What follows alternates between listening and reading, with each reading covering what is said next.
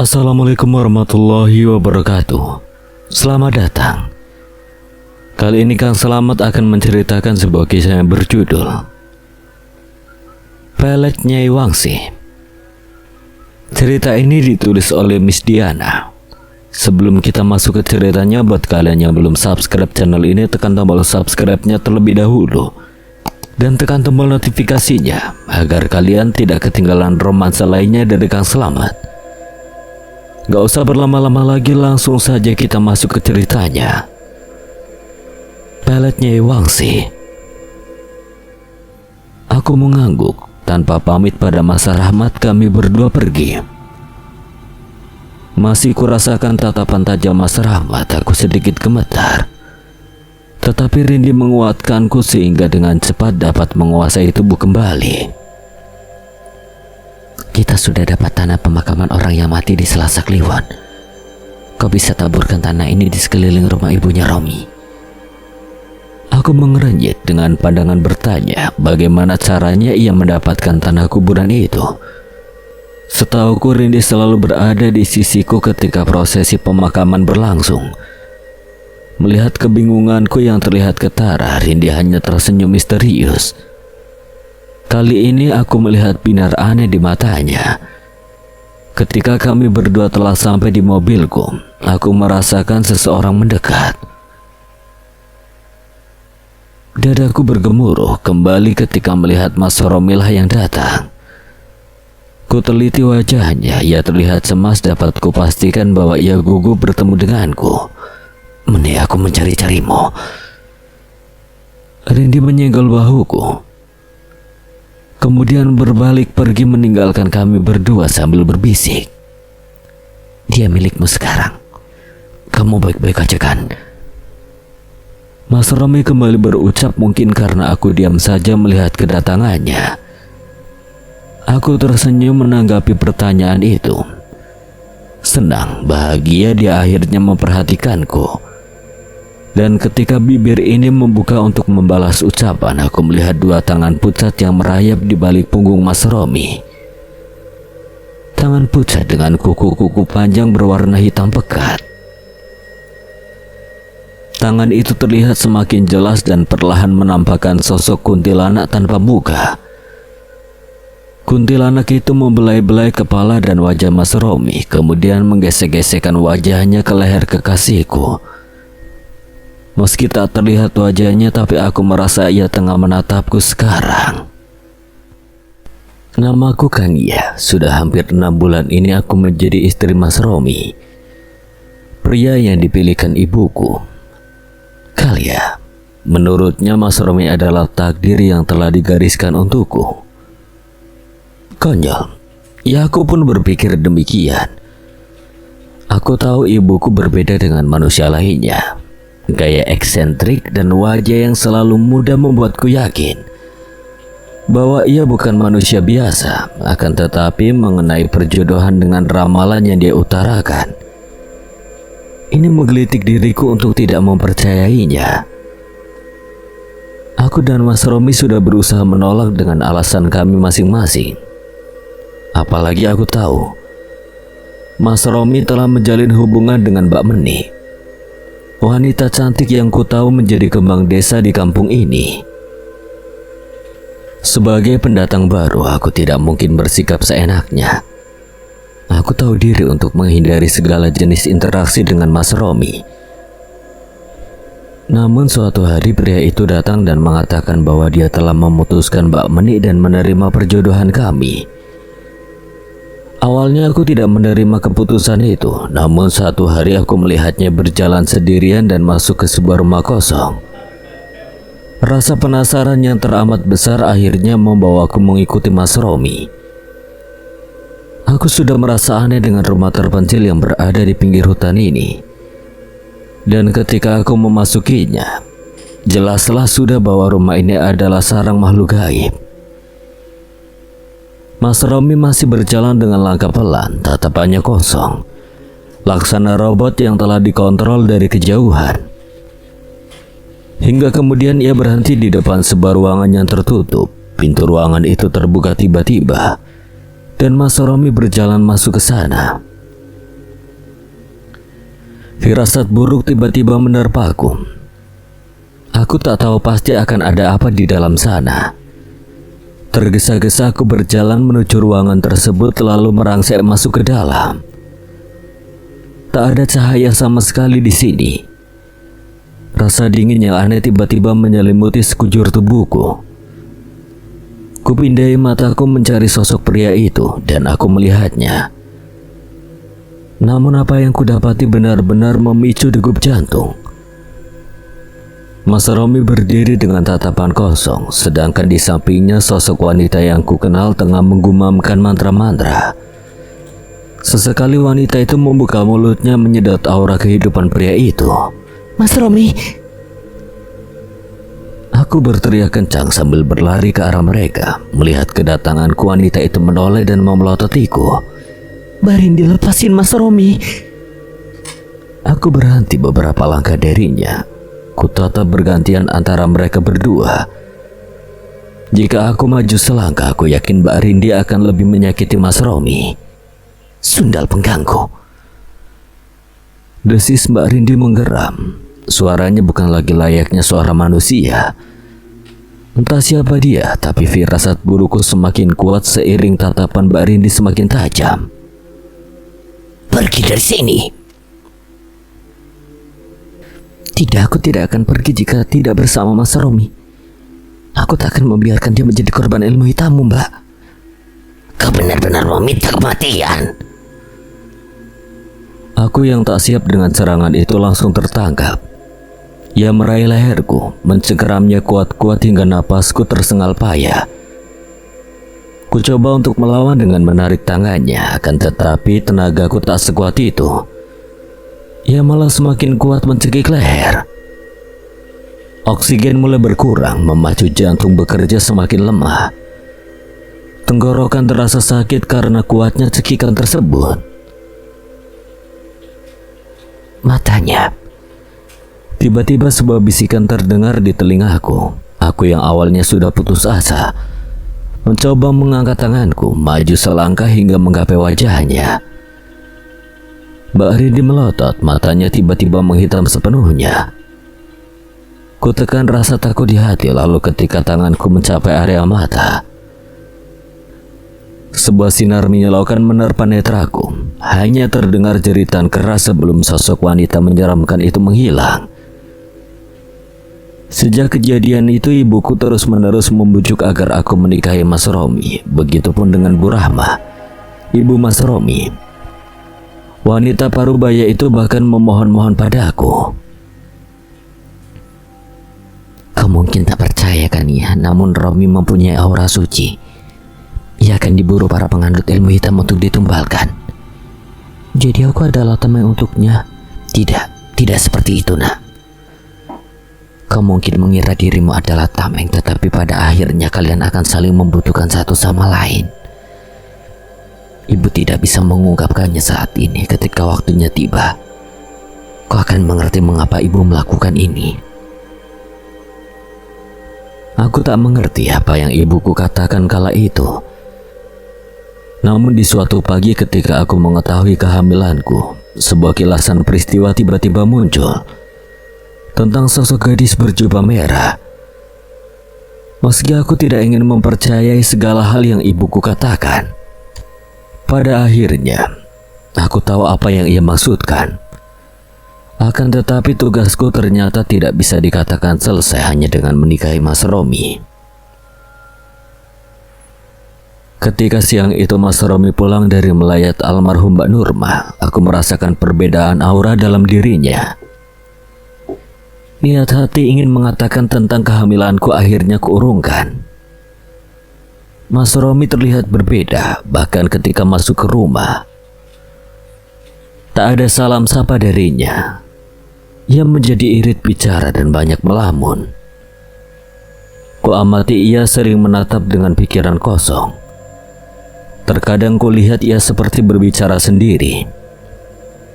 Beberapa kali bertanya sesuatu padanya, ia tidak fokus dengan apa yang kutanyakan. Keadaan ini berlangsung selama beberapa hari. Hal yang membuatku semakin bingung, ia mulai tidak mengenalku sebagai istrinya.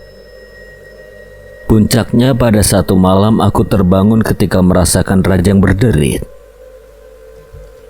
Kulihat Mas Romi bangkit, ia celingkukan dengan tubuh gemetar. Mas Romi, Mas mau kemana?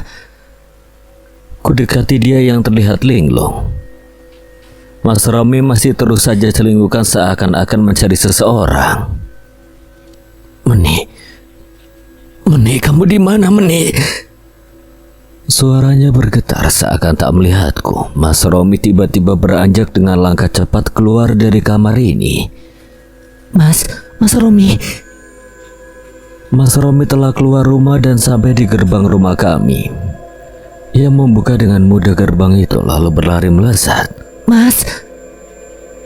Aku berteriak memanggilnya.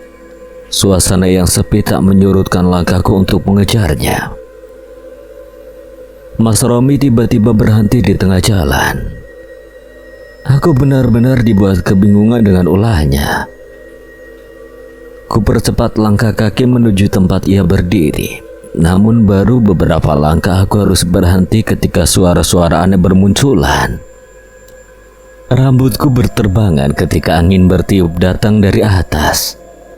Akan tetapi saat kudongakkan kepala, ada 5 pocong terbang di atas kepalaku mengarah ke Mas Romi. Mereka terbang berputar-putar mengitari suamiku. Lidahku keluh untuk berteriak. Tubuh gemetar, hati mencelos dengan rasa mencekam. Langkahku seakan terpaku, tak sedikit pun kaki ini dapat beranjak barang 1 senti pun. Mas Romi di depan sana masih terdiam. Kumpulan pocong terbang itu masih berputar. Suara langit menggelegar, kilat menyambar dan aku tidak tahu apa yang terjadi. Mas Romi telah menghilang dari pandangan. Mas Romi. Aku berteriak kencang ketika suaraku kembali. Pocong-pocong itu menghilang, begitupun keberadaan Mas Romi yang lenyap begitu saja. Masih dengan tubuh gemetar aku membalikkan badan. Namun apa yang kulihat di ujung jalan sana semakin menceloskan hati. Sosok kuntilanak merah melayang rendah, suara tawanya mencekam raga. Selaksa teror yang tidak sadar telah kulangkahi. Kembali tubuhku tidak bisa kugerakkan. Bahkan hingga si merah semakin dekat dan bertatap muka denganku. Aku tak tahu apa yang terjadi selanjutnya karena kegelapan telah menelan kesadaran. Namun masih sempat kulihat seringnya kuntilanak yang sangat amat ku kenali itu.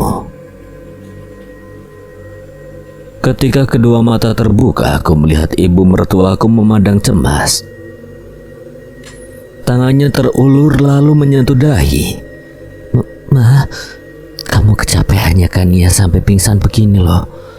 Kalau kamu sedang hamil jangan kerja yang berat-berat ya. Kulihat ia menghela napas lega. Tiba-tiba aku teringat tentang hilangnya Mas Romi. Sedikit mengerahkan kekuatanku, aku bangkit dan meremas tangan Mama. Mas Romi, Ma. Ada apa kan ya? Kamu kenapa, Nak? Mas Romi dia. Oh, suamimu dia ada kok di depan. Romi sedang ngobrol dengan Papa. Romi juga yang telepon Mama ngabarin kamu pingsan. Mas Romi dia menemukanku pingsan. Iya, dia ada di depan dengan Papa. Sebentar Mama panggilkan. Aku masih bingung dengan semua pikiranku, sehingga tak sempat mencegah Mama ketika beliau memanggil Mas Romi. Tak ayal aku masih duduk dengan segala pikiran yang kacau ketika Mama membawa Mas Romi masuk. Romi, ini loh temenin istrimu. Jangan sering-sering ditinggal ya. Orang hamil harus dimanja, ngerti kamu? Ku dengar Mas Romi terkekeh. Ku dongakkan wajah perlahan untuk menatapnya. Mas Romi hanya mengangguk-anggukan kepala mendengar segala wejangan Mama. Ia sesekali melirikku, tapi entah mengapa dia terlihat berbeda. Aku yakin dengan apa yang ku alami sebelum pingsan. Mas Romi menghilang di bawah pocong terbang itu. Namun mengapa pria ini ada di sini? Manakah yang benar? Atau memang pikiranku yang kacau sehingga berhalusinasi melihat Mas Romi diculik makhluk gaib? Kania. Bahuku diguncang oleh Mama. Beliau kembali duduk di hadapanku. Senyumnya mereka indah, barangkali mengetahui kehamilanku membuat hatinya bahagia. Ia memang sangat menginginkan cucu dariku. Kania, aku harus banyak istirahat, Jenduk. Wanita yang sedang hamil tidak boleh stres atau berpikir berlebihan. Mama ambilkan air dulu ya. Romi akan menjagamu 24 jam non-stop di sini. Ma, aku meremas tangannya, kulirik Mas Romi yang tengah memandangi kami. Senyum cerah dan lembut tersungging di bibirnya, namun itu bahkan membuatnya lebih menakutkan. Ya, Dok. Mama tahu dari siapa aku hamil? Mama tersenyum lebar kemudian melirik Mas Romi. Ya, siapa lagi kalau bukan Romi yang kasih tahu Mama? Jantungku semakin berdegup kencang. Kulirik Mas Romi yang tersenyum riang. Tidak. Tak ada yang mengetahui kehamilanku, bahkan Mas Romi. Aku tak pernah memberitahukan kondisiku ini sama sekali. Jadi siapa dia? Ma, bisa kan Mama hubungi ibuku, aku memerlukannya. Ku cengkeram tangan ibu mertuaku erat. Aku tidak ingin menatap pria yang berada di sampingnya. Aku sudah berusaha menghubungi ibumu sayang, tapi dia tidak menjawab. Ma, bisakah terus coba hubungi ibuku? Kania, di sini ada Romi juga Mama. Kamu tahu sendiri kan ibumu sangat sulit dihubungi jika bukan dia sendiri yang datang kemari. Kau tenang saja, ada Romi yang akan menjagamu. Tapi Ma, sayang. Mas Romi mendekat lalu kemudian duduk di sebelahku. Aku terperanjat. Tubuhku kembali gemetar, rasa dingin menelisik kulitku ketika tangan Mas Romi membelai rambut. Aku ada di sini, kau bisa bermanja-manja denganku. Mama terkekeh senang. Mungkin di matanya sikap Mas Romi sangat romantis padaku. Ia tidak tahu bahwa tubuhku menjadi kaku seketika. Entah apa yang dilakukan makhluk di sampingku ini, yang pasti tubuh dan lidahku tiba-tiba menjadi kaku. Mataku melotot nyalang ketika Mama beranjak dan keluar dari kamar ini. Ingin rasanya berteriak, tetapi suaraku sama sekali tidak bisa kukeluarkan. Kau harus banyak istirahat sayang. Mas Romi dengan mudahnya merebahkanku. Aku menatap matanya. Teror ketakutan semakin memenuhi mata ini. Mungkin itu yang dilihat makhluk itu sehingga ia terkekeh. Menyeringai lalu mengubah wajahnya menjadi sosok pucat menyeramkan. Kania. Mataku makin membelalak. Wujud manusia Mas Romi tiba-tiba berubah menjadi sosok wanita dengan wajah menyeramkan. Kulit mengelupas dengan darah mengucur dagu dan menetes membasahi pakaiannya. Kugelengkan kepala dengan kaku, mencoba menolak tentang apa yang kulihat saat ini. Makhluk itu menyeringai kemudian berubah menjadi sosok wanita cantik. Mbak Rindi. Melihat betapa pucatnya wajahmu, aku semakin yakin bahwa kau ketakutan melihatku.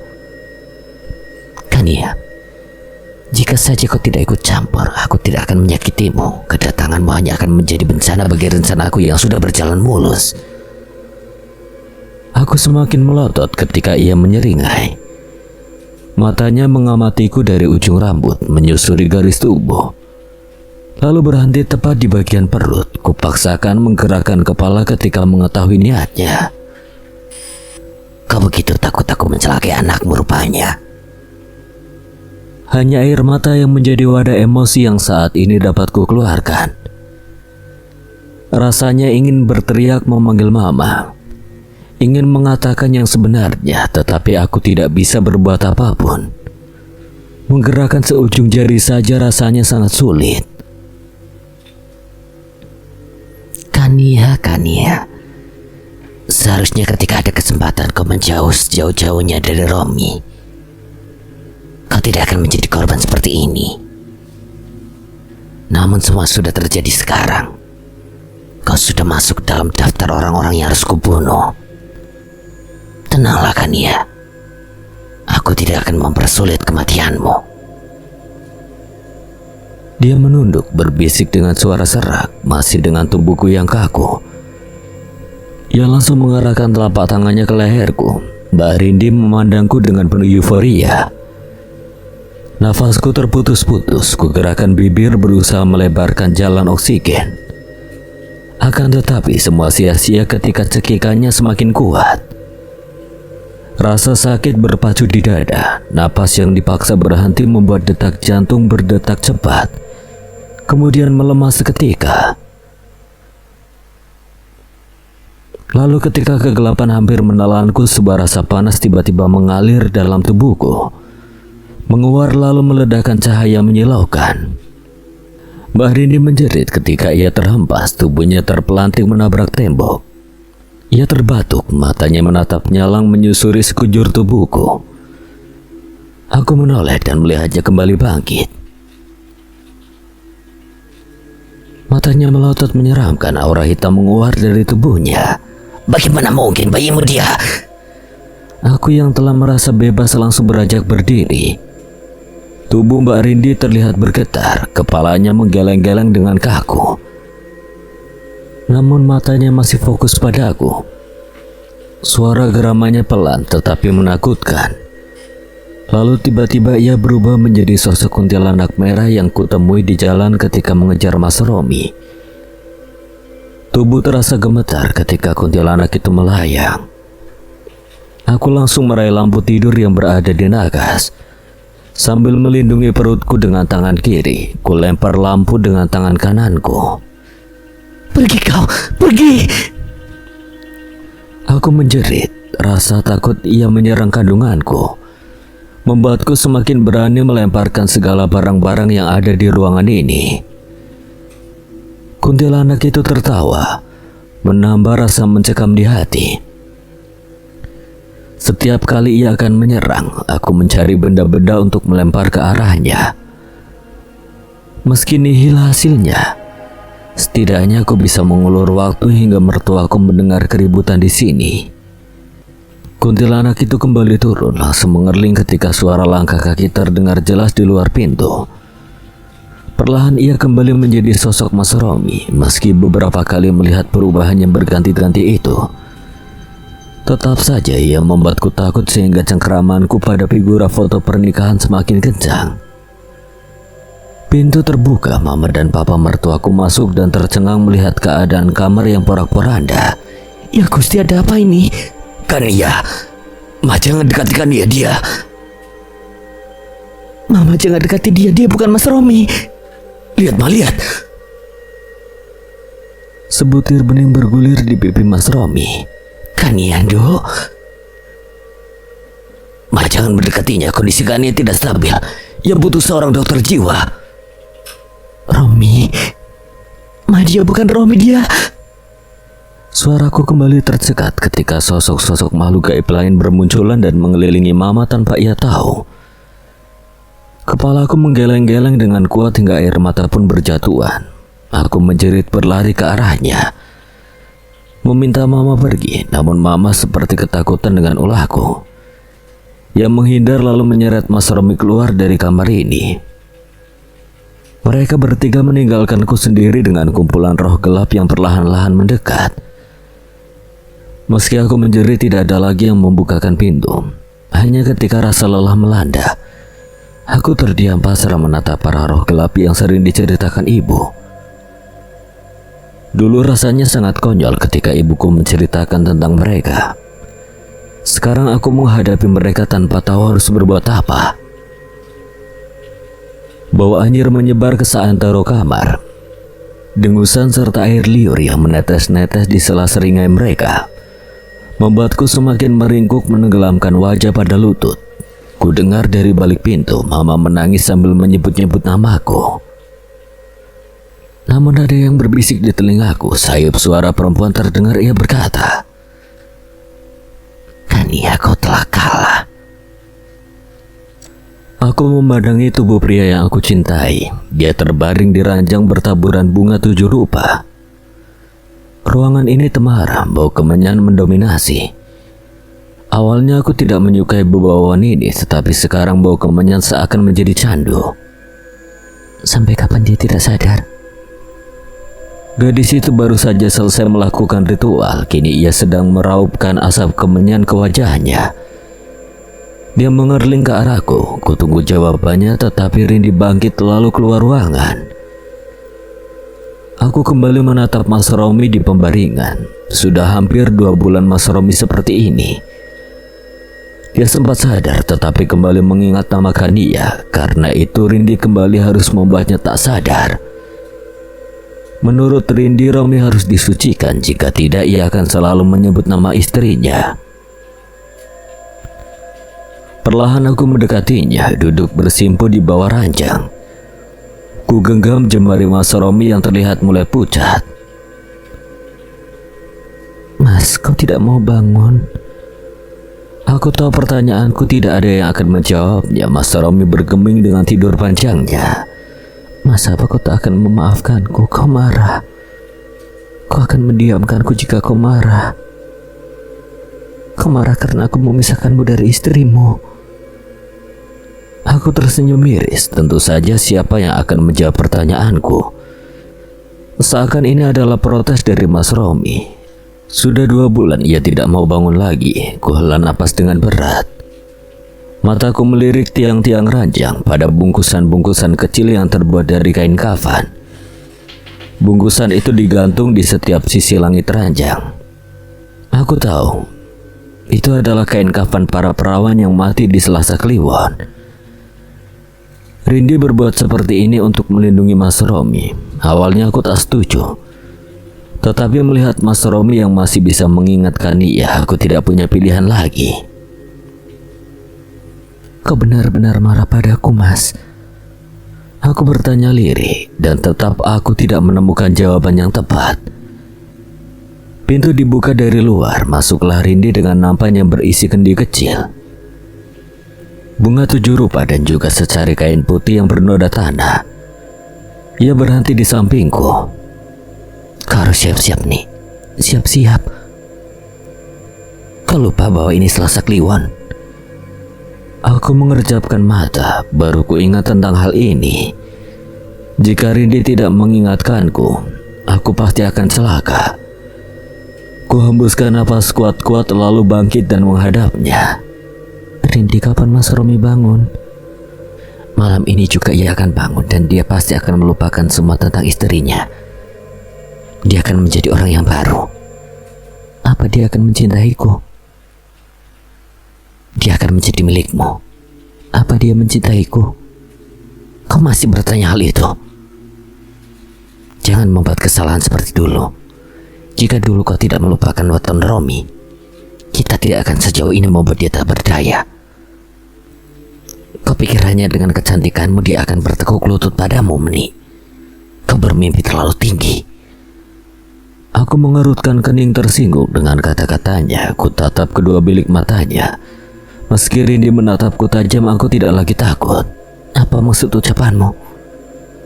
Kau pikir Romi akan jatuh cinta padamu tanpa pengaruhku? Kau pikir dia sama dengan pamannya yang tergila-gila padamu, Meni?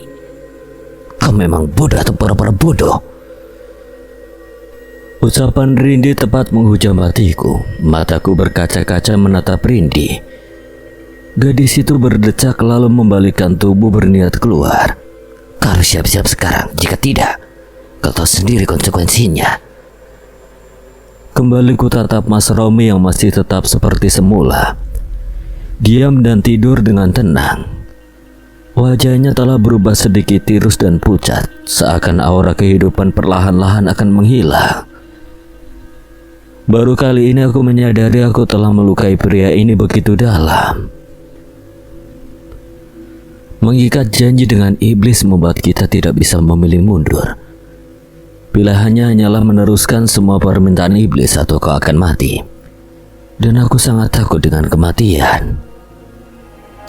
Rindi merapikan sanggul dan rangkaian melati dari belakang tubuhku. kupandangi sosok Rindi dari pantulan kaca. Gadis itu masih sama seperti dulu, tetapi entah mengapa aku mulai tidak mengenalinya. Gadis ini menyimpan banyak rahasia. Ia mempunyai kekuatan mengubah diri menjadi makhluk menyeramkan. Rindi pun sangat mengerti seluk-beluk dunia gaib. Rasanya gadis ayu, pemalu dan baik hati yang sewaktu kecil ku kenal telah menghilang dari dirinya. Kami bertemu kembali 3 tahun lalu. Saat itu aku masih menjadi kekasih Om Hendy, paman Mas Romi. Rindi terlihat berbeda dari sosok yang ku kenal sejak kecil. Ia tidak lagi pemalu. Dia bahkan sangat berani, pintar dan begitu menjadi sosok yang penuh percaya diri. Namun kesamaan mereka sampai sekarang tetap sama, peduli dengan hidupku. Karena ingin melepaskan diri dari hidup Om Hendy, aku meminta bantuan Rindi. Kuceritakan mengenai keinginanku. Rindi hanya bilang bahwa aku akan terlepas dari adik Burahma itu. Dan beberapa hari kemudian aku mendapatkan kabar bahwa Om Hendy meninggal karena kecelakaan mobil. Di saat pemakaman itulah aku bertemu Mas Romi. Aku langsung jatuh cinta padanya. Aku pun menceritakan mengenai ketertarikanku tersebut pada Rindi. Dan setelah itu aku dan Mas Romi menjadi dekat lalu membangun hubungan kasih asmara. Apa yang sedang kau pikirkan? Tidak, aku hanya memikirkan Mas Romi. Kulihat Rindi tersenyum. Gadis itu selesai mendandaniku. Ia kemudian mengambil pembakaran kemenyan dan mengibas-ibaskan asap kemenyan pada sanggulku.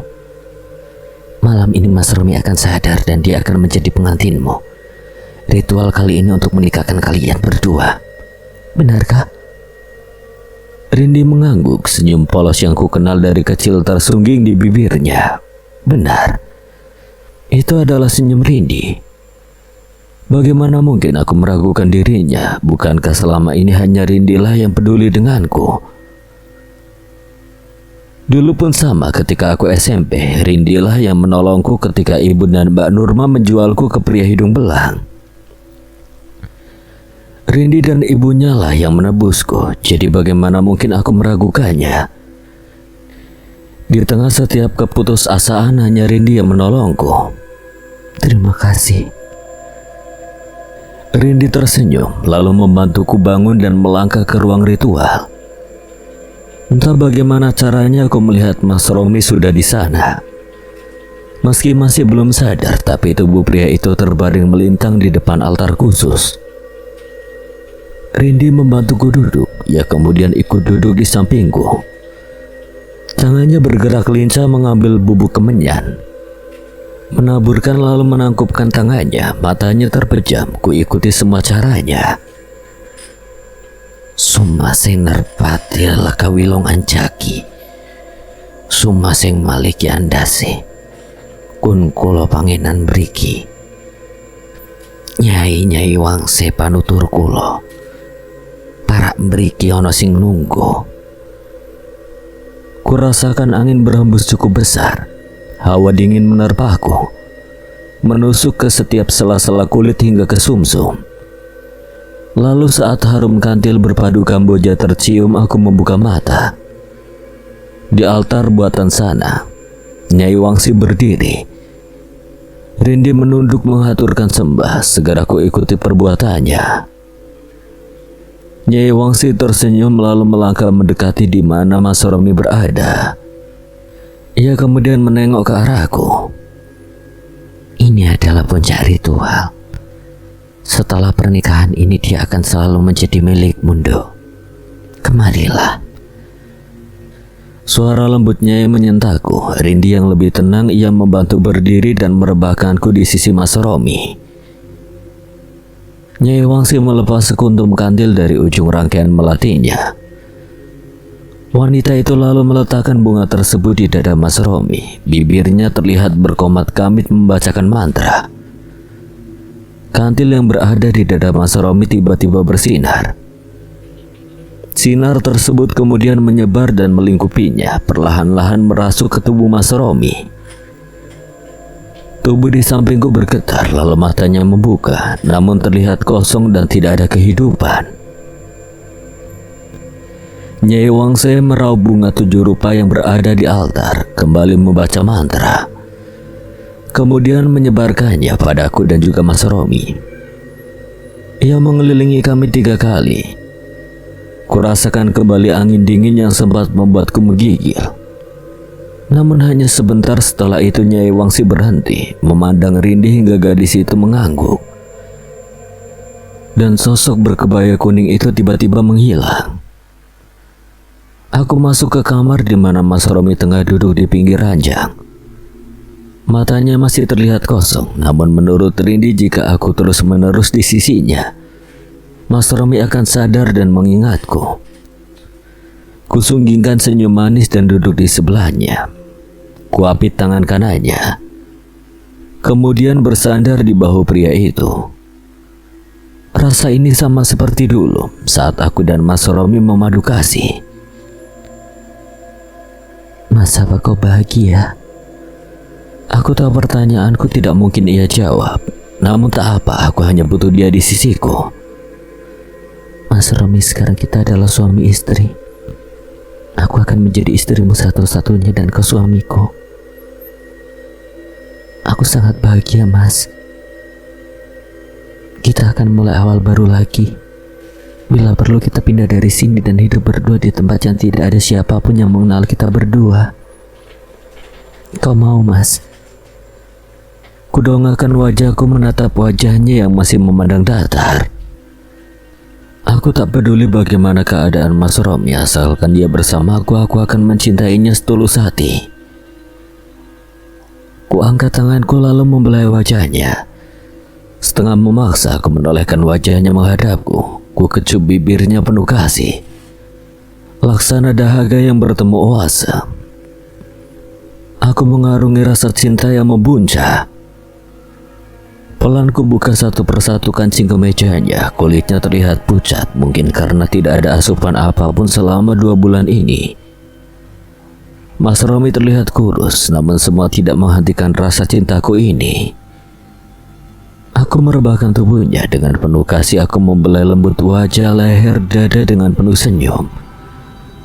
Kupeluk ia dengan posisi tubuhku di atas. Rasa bahagia ini menggila. Ini adalah apa yang memang seharusnya ku dapatkan. Tubuh di bawahku terasa bergetar. Aku mengerenyitkan kening, ada rasa heran, tetapi juga harapan jika Mas Romi sadar dan merasakan bahagia sepertiku. Bau wangi bebungaan tiba-tiba berganti bau busuk yang amat pekat. Refleksku tutup hidung karena bau busuk ini benar-benar membuatku mual. Tubuh Mas Romi kembali bergetar. Bergerak-gerak aku perlahan mendongakkan kepala berniat memastikan keadaannya.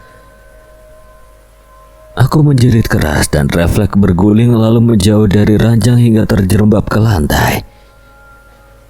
Dengan gerakan menyeret tubuh aku berusaha menjauhi ranjang. Sosok Mas Romi tiba-tiba berubah menjadi sosok pocong berwajah hitam dengan mata merah menyala. Pocong itu bangkit, duduk di ranjang sambil mengamatiku. Tidak, pergi. Aku berusaha bangun, namun kakiku rasanya lemas tak bertenaga. Kuseret tubuhku menjauhi pocong yang melompat-lompat semakin mendekat. Rindi, tolong. Dadaku bergemuruh hebat dengan rasa takut, bibirku gemetar keluh.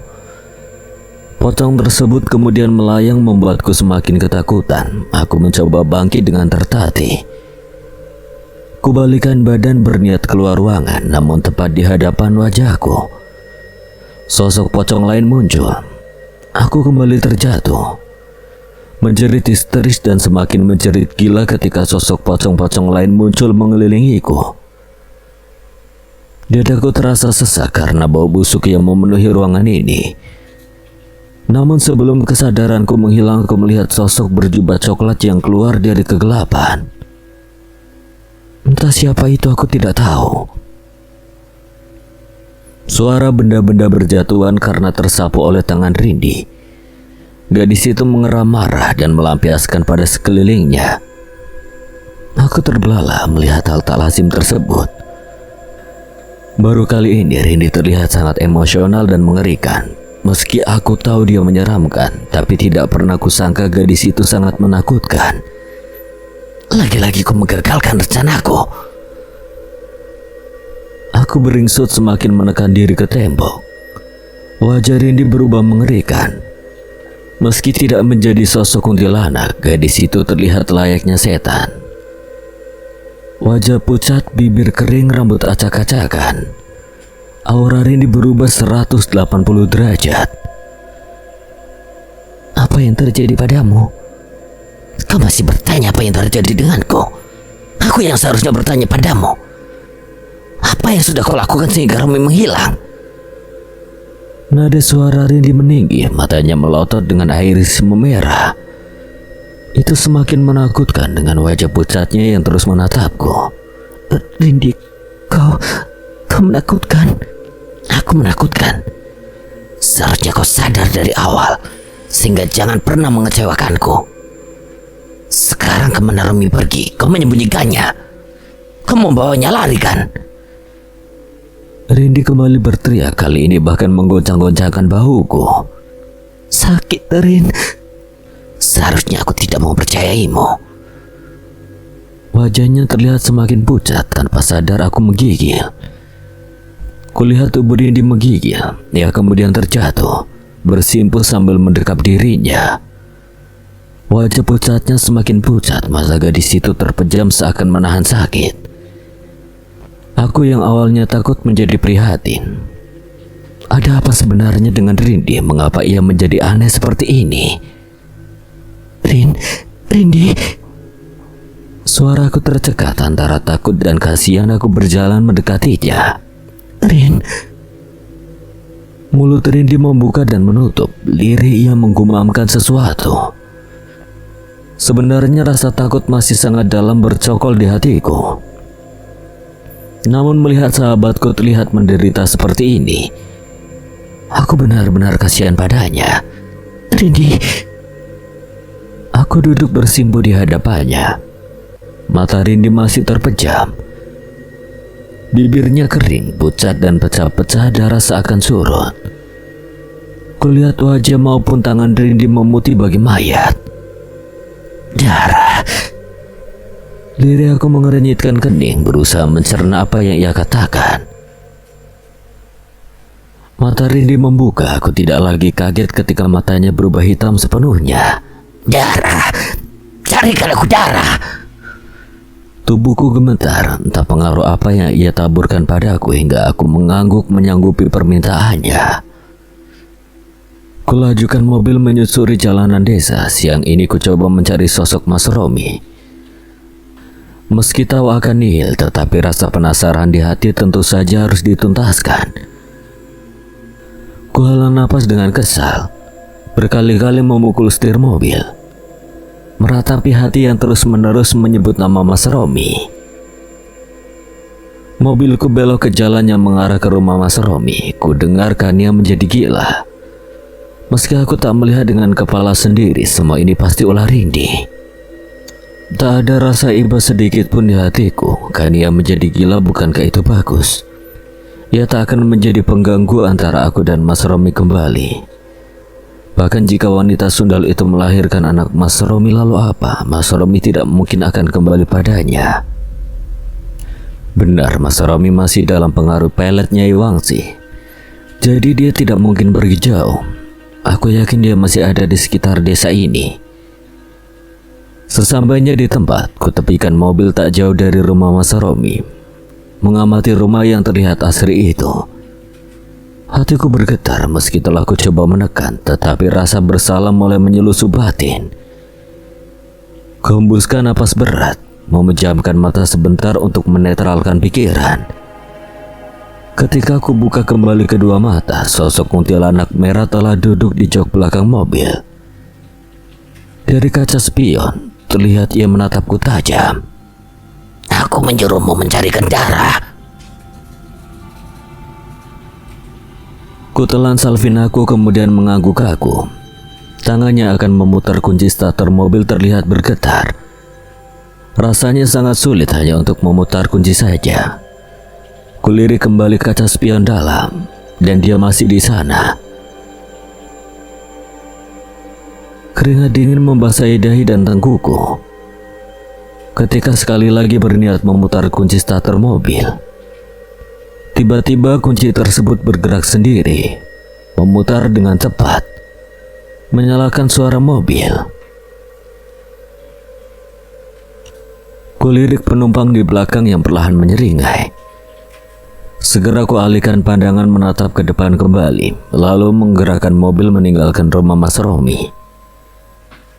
Dengan sengaja, pandangan mata melihat ke sana kemari asalkan tidak menengok ke belakang mobil atau sekedar melirik spion dalam. Meski begitu, rasa sesak dan takut semakin mempengaruhi pikiranku. Tangan dan kaki gemetar diselingi keringat yang keluar dari sela pori-pori kulit. Berkali-kali ku pejamkan mata menetralisir rasa takut, tetapi tak kunjung jua reda debar dada ini. Ku hembuskan napas berusaha memfokuskan pandangan. Akan tetapi tawa terkikik dari belakang membuatku langsung hilang konsentrasi hingga menginjak pedal gas keras-keras. Mobil melaju tak terkendali hingga beberapa kali oleng ke kanan dan ke kiri. Pikiranku dipenuhi rasa takut. Kaki yang seharusnya menginjak pedal rem terus-menerus menginjak gas. Dari arah berlawanan terlihat sebuah mobil sedan yang juga berkendara dengan kecepatan lumayan. Tanganku gemetar, gigi bergemeletuk menebak apa yang akan terjadi setelah ini. Dengan berteriak kencang, akhirnya aku membanting setir ke kiri lalu menabrak pagar pembatas jalan. Nafasku terengah, untungnya aku tak terluka. Tabrakan terdengar cukup keras, aku yakin akan ada banyak kerusakan di bagian mesin. Pintu kaca diketuk oleh seseorang. Aku menoleh dan mendapati pria berumur 30 tahunan. Barangkali dia ingin memastikan aku baik-baik saja, langsung membuka pintu mobil. Tertatih keluar sambil menghembuskan napas lega. Meni. Aku menoleh dan menatap pria itu sambil berusaha mengingatnya. Kau lupa? Aku Agus, tetanggamu dulu, ingat? Kau Agus? Iya, aku Agus. Apa ada yang terluka? Itu mobil tuanku. Kami ke desa ini bertujuan mencari jejak wanita bernama Rusmina. Apa kau perlu tumbangan? Aku bisa meminta izin tuanku. Tidak perlu. Tiba-tiba pintu mobil belakang terbuka. Rindi muncul dengan sosok sebagai dirinya. Kupandangi wajah gadis itu yang masih terlihat pucat. Pancaran mata Rindi menggelap. Ia menoleh dan menatap mobil tuan si Agus. Tanpa sadar aku mengikuti pandangan Rindi. Kaca mobil sedan itu terlihat gelap, tetapi aku dengan jelas melihat sosok mengerikan seorang wanita.